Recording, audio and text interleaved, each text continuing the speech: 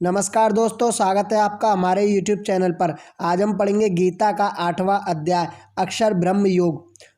भगवान श्री कृष्ण के वचन सुनकर अर्जुन ने पूछा, हे मधुसूदन, जिस ब्रह्म की आपने व्याख्या की है वह ब्रह्म क्या है? कर्म क्या है? अध्यात्म क्या है? अधिभूत किसे कहते हैं? अधिदेव क्या है? अधियज्ञ क्या है? अंत काल में प्राणी आपको कैसे जान पाते हैं? कृपया करके आप मुझे इन गुणों के रहस्यों को समझाइए।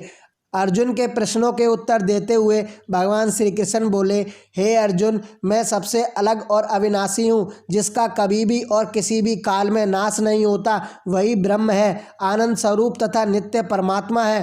प्राणी की आत्मा को अध्यात्म कहते हैं। प्राणियों में कामना का भाव जागृत करने वाले यज्ञ, दान और हवन आदि के लिए जो द्रव्यादि का व्यय किया जाता है उसे ही कर्म रूप से जाना जाता है।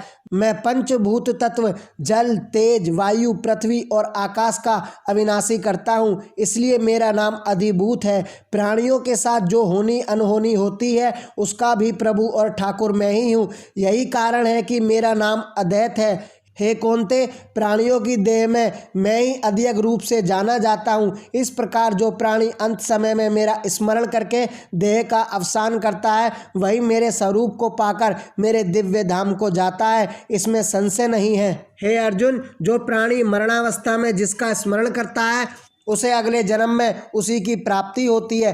अतः हे पार्थ, तू नित्य निरंतर मेरा ही एकाग्र भाव से चिंतन करते हुए युद्ध कर। जिसकी मुझ में आस्था होती है वह मुझे ही प्राप्त होता है। यदि प्राणी अंतिम समय भी माया का ही चिंतन करता है तो वह अगले जन्म भी माया में ही रमण करता हुआ इस योनि से उस योनि में भटकता रहता है। जितने भी देहधारी हैं उन सब में ना तो किसी की देह ही मेरी जैसी सुंदर है और ना ही किसी में मेरे समान बल है। मेरे जितने भी अवतार हैं उन सब में मेरा यह अवतार सर्वश्रेष्ठ है। हे पार्थ, सांस गति का क्रम कब टूट जाए इसे ध्यान में रखकर प्राणी को मुझ दिव्य पुरुष और प्रकाश रूप का नित्य स्मरण करना चाहिए। जो प्राणी इस प्रकार मेरा स्मरण करता है और मुझ सर्वव्यापक अनादि अंतर्यामी भास्कर समान तथा सच्चिदानंद रूप से जानकर मेरा ही चिंतन करता है वही मोक्ष को प्राप्त होता है।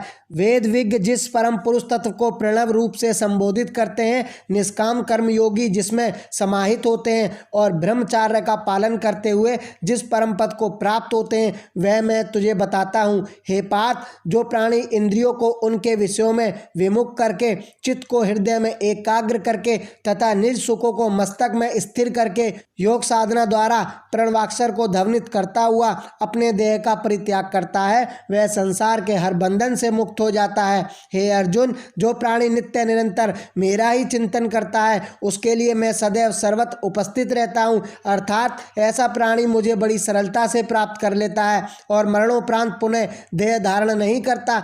हे कुंती पुत्र, ब्रह्मलोक से मृत्युलोक और अन्य लोकों में प्राणियों का पुनरागमन होता रहता है, लेकिन जो मेरा भक्त मेरे परम धाम को चला जाता है उसका पुनः जन्म नहीं होता, वह जीवन मरण से मुक्त हो जाता है। हे कुंती नंदन, मैं काल से आबद्ध नहीं हूँ, इसलिए मेरा वह धाम भी काल से आबद्ध नहीं है, लेकिन ब्रह्मादिक अन्य जितने भी लोग हैं वे सब काल से आबद्ध हैं। हे अर्जुन, अब यह सुन कि जिन लोगों ने मेरा महात्म्य सुना है उनकी क्या गति है।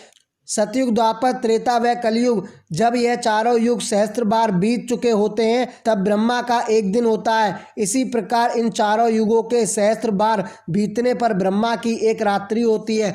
अब मैं तुझे इन युगों की मर्यादा बताता हूँ। 17,250 वर्षों का सतयुग, 12,96,000 वर्षों का त्रेता युग, 8,64,000 वर्षों का द्वापर युग और 4,32,000 वर्षों का कलयुग है।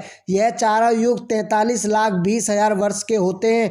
जिन प्राणियों ने मेरी कीर्ति को परम अविनाशी जाना है अब उनके बारे में सुन। यह चारों युग जब सहस्त्र बार बीत जाएं तब ब्रह्मा का एक दिन होता है।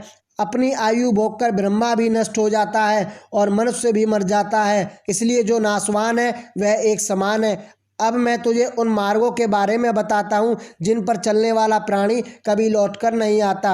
एक मार्ग ज्योतिर्मय अथवा प्रकाश पथ कहलाता है, इसे ही उत्तरायण कहते हैं। इस मार्ग के अभिमानी देवता अग्नि दिन शुक्ल पक्ष हैं। सूर्य जिन 6 माह में उत्तरायण में होता है वह देवताओं का दिन होता है। जो प्राणी उत्तरायण मार्ग से जाता है वह लौटकर नहीं आता। दूसरा मार्ग दक्षिणायण कहलाता है। इस मार्ग में चंद्र ज्योति का क्षीण प्रकाश रहता है। इस मार्ग के देवता धूमरात्रि कृष्ण पक्ष हैं। जो प्राणी मृत्यु के बाद इस मार्ग से जाता है उसको भूमंडल पर लौटकर आना पड़ता है। दक्षिणायण को देवताओं की रात्रि भी कहा जाता है। जो प्राणी मेरा स्मरण करता हुआ मृत्यु के बाद उत्तरायण मार्ग से जाता है वह देवलोक से होकर ब्रह्म तत्व को प्राप्त होता है। जो प्राणी मन में फल की इच्छा रखते हुए मुझे स्मरण करता है तथा शुभ कर्म करता है वह दक्षिणायण मार्ग से चंद्र ज्योति के प्रकाश से होकर स्वर्ग में जाता है। वह दिव्य कर्मों का फल भोगकर दोबारा भूमंडल पर लौटकर नहीं आता, क्योंकि शुक्ल पक्ष व कृष्ण पक्ष सनातन मार्ग है। जो योगनिष्ठ प्राणी तत्व इन मार्गों को जानता है वह निष्काम भाव से भक्ति करता है। वह आडंबरों व काम भाव से सर्वथा दूर रहता है। इसलिए हे पार्थ, तू निरंतर समभाव की भावना मन में रखते हुए मेरा स्मरण कर, क्योंकि जो प्राणी तत्व मुझे जान लेता है वह वेद पठन, यज्ञ, तप, दानादि से प्राप्त पुण्य फलों की कामना कभी नहीं करता। वह मोक्ष पद को प्राप्त होता है।